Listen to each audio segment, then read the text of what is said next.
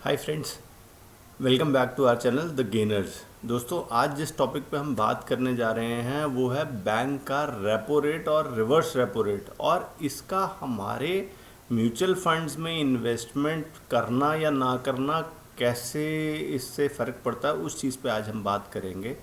दोस्तों, जैसे कि आप जानते हैं कि आरबीआई लगातार जो है अपना रिवर्स रेपो रेट गिरा रही है। जैसा कि आप देख भी सकते हैं, जो ग्राफ हमने आपको दिखाया है उस ग्राफ में जुलाई 2019 से अगर हम आज तक की बात करें, अप्रैल 2020 तक की, तो रिवर्स रेपो रेट 5.75 से घट करके 3.75 हो गया है।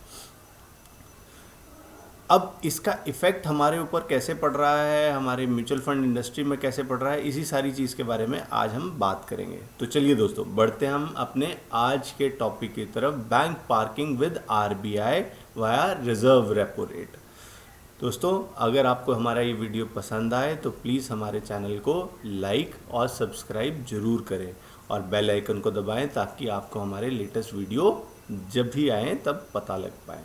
Thank you. चलिए दोस्तों, बढ़ते हैं अपने टॉपिक की तरफ। तो दोस्तों, जैसे कि हम जानते हैं कि बैंक से जब भी कोई अनाउंसमेंट आती है रिजर्व बैंक से, तो वो रेपो रेट या रिजर्व रेपो रेट के बारे में बात करता है, रिवर्स रेपो रेट के बारे में बात करता है। तो सबसे पहले हमारे लिए ये जानना बहुत ज़रूरी है कि रेपो रेट क्या है और रिवर्स रेपो रेट क्या है।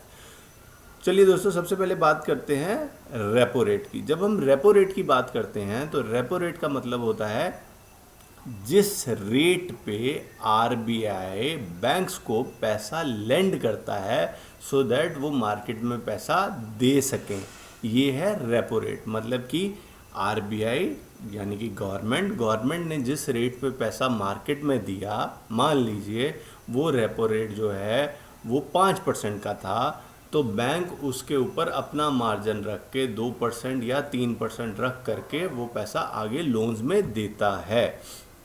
रेपो रेट के बेसिस पे ही हमारे होम लोन के रेट ऑफ इंटरेस्ट डिसाइड होते हैं। अब इसमें एक और टर्मिनोलॉजी आ जाती है, वो है रिवर्स रेपो रेट, यानी कि उल्टा।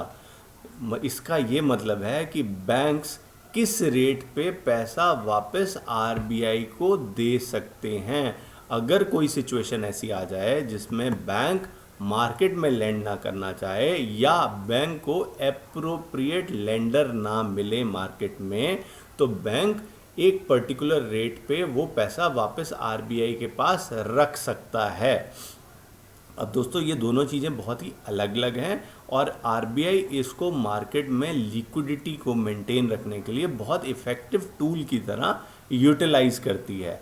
तो पहले जो हम बात कर रहे थे दोस्तों रिवर्स रेपो रेट की, तो अगर हम इसमें बात करते हैं, आरबीआई लगातार रिवर्स रेपो रेट घटा रहा है। यानी कि बैंक अगर चाहेंगे बैंक आरबीआई के पास पैसा रखना, तो आरबीआई उन्हें कम रेट ऑफ इंटरेस्ट देगा, जो कि अब घट करके प्रेजेंट सिनेरियो में 3.75 ही रह गया है।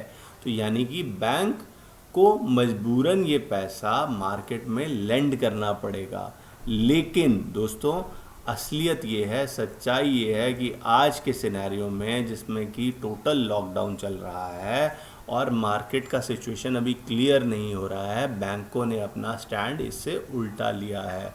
बैंक्स ने अपना सारा का सारा पैसा रिवर्स रेपो रेट के अंदर आरबीआई में ही डिपॉजिट करा दिया है।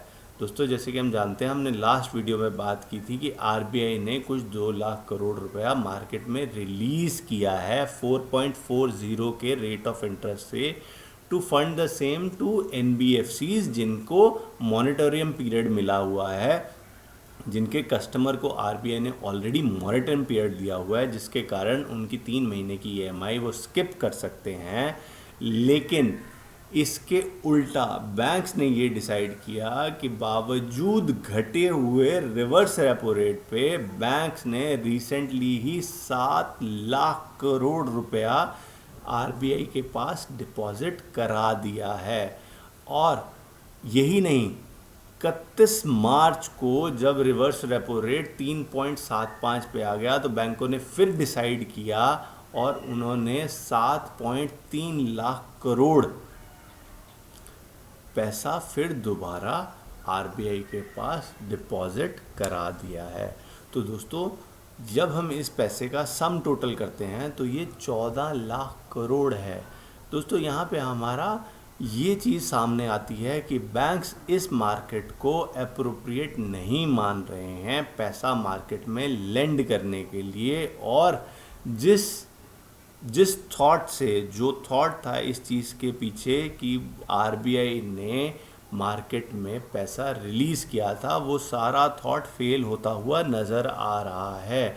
आरबीआई ने कोविड-19 को देखते हुए लिक्विडिटी मेंटेन करने के लिए मार्केट में सस्ता पैसा 4.40 के रेट ऑफ इंटरेस्ट पे मार्केट में अवेलेबल कराया था, सो दैट कि बैंक्स ये पैसे को मार्केट में लेंड कर सकें। बट इसके उल्टा बैंक्स ने अपना पैसा वापस आरबीआई में रिवर्स रेपो रेट के अंडर 3.75 पे डिपॉजिट करा दिया है।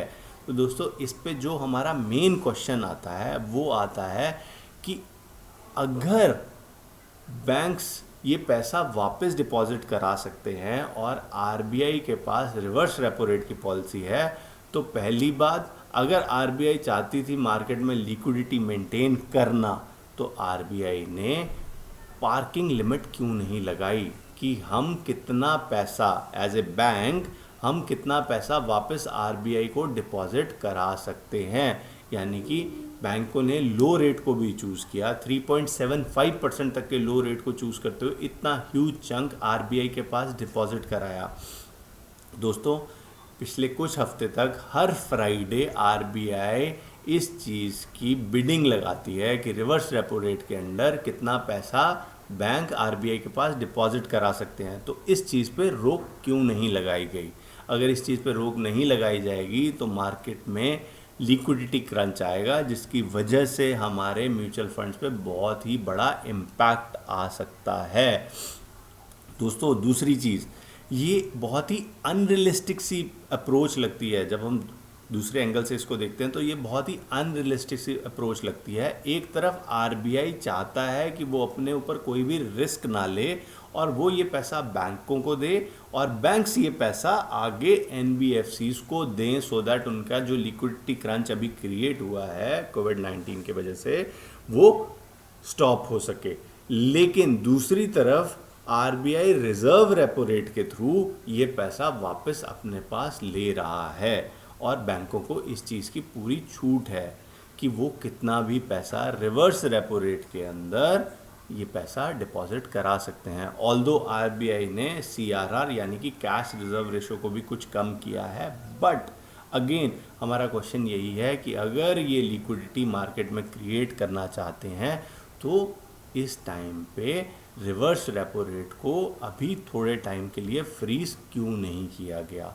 दोस्तों हम ये क्वेश्चन सरकार के ऊपर डाउट करने के लिए नहीं पूछ रहे हैं, लेकिन हम ये क्वेश्चन पूछ रहे हैं हमारी म्यूचुअल फंड इंडस्ट्री में।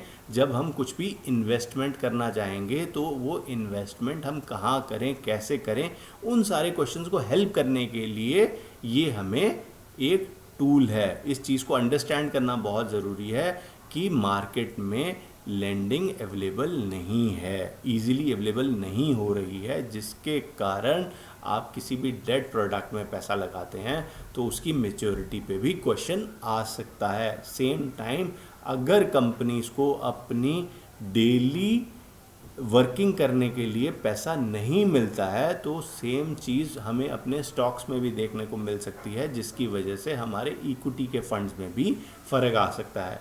हम ऑलरेडी देख चुके हैं कि हमारे इक्विटी के फंड्स में 20-20, 25%, कई जगह पे 40-40% तक का भी फॉल आ चुका है।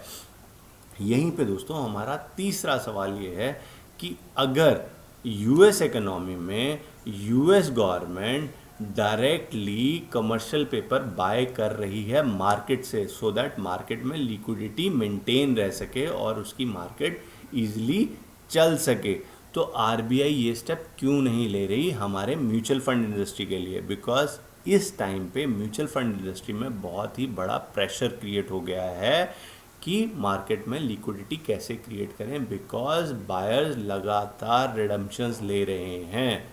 तो यही सारी चीज़ें हैं जो आपको आपके आने वाले म्यूचुअल फंड परचेज डिसीजन में हेल्प करेंगी। यही था हमारा आज का टॉपिक दोस्तों। Thank you very much. आपको हमारा ये वीडियो कैसा लगा नीचे कमेंट्स में लिख के हमें ज़रूर बताएं। Thank you.